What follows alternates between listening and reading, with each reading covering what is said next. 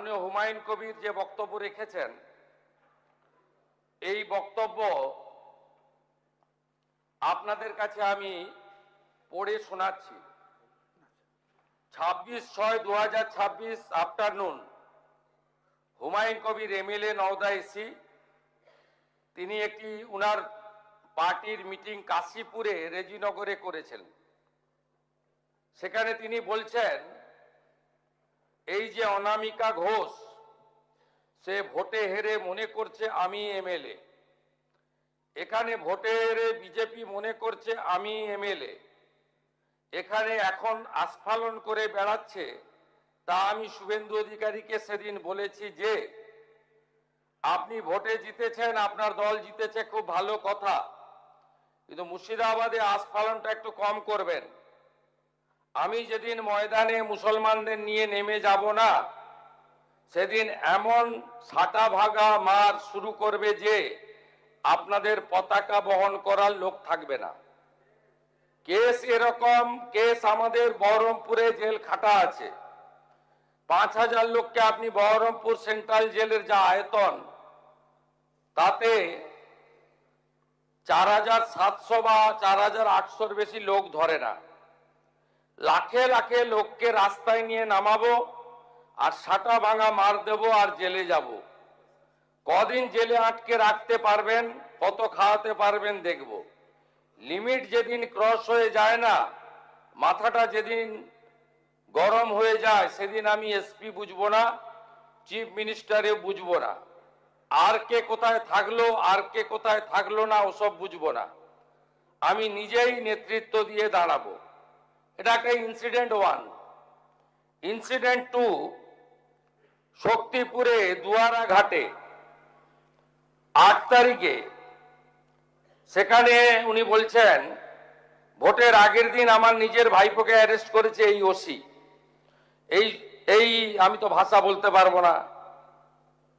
এই বাচ্চাকে আগে দেখব, তারপরে ভাষাটা আমি অমিট করছি।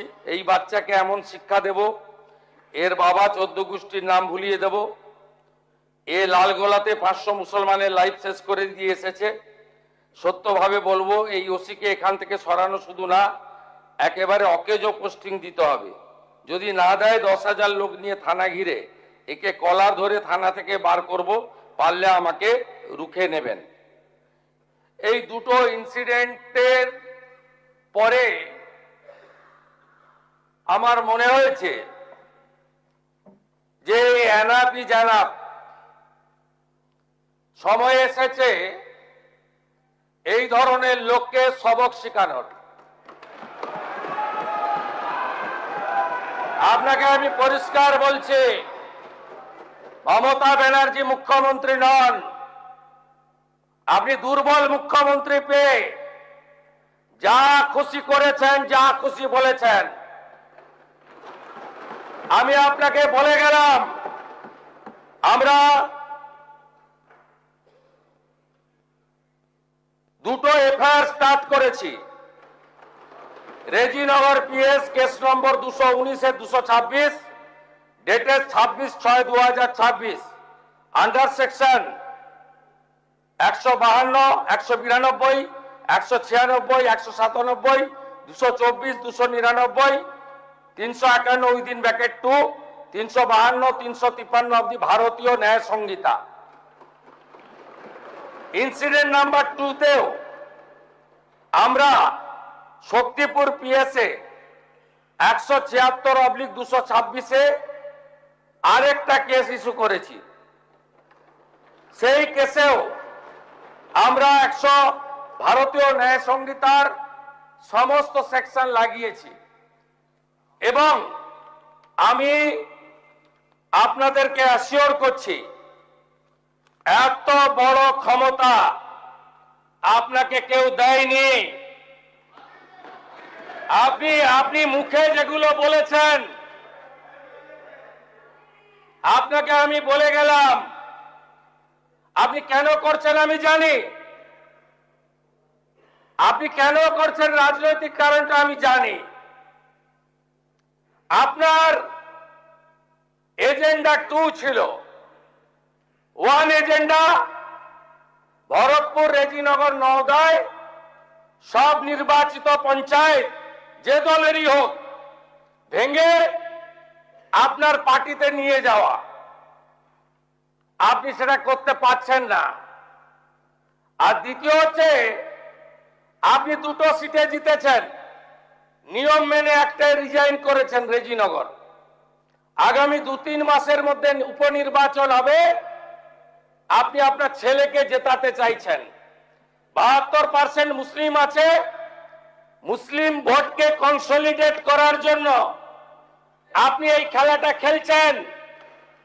আপনি কান খুলে শুনে রাখুন, আপনাকে এইভাবে ধমক হুমকি বেপরোয়া লাগাম ছাড়া কথা বলতে দেব না, দেব না, দেব না।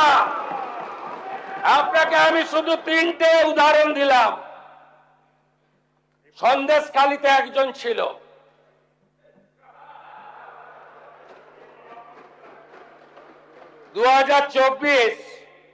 পয়লা জানুয়ারি বলেছিল তৎকালীন বিরোধী দলনেতা এলে তার হাত কেটে পায়ে, পা কেটে হাতে লাগাবে আর চামড়া ছাড়িয়ে মেদিনীপুরে পাঠিয়ে দেবে।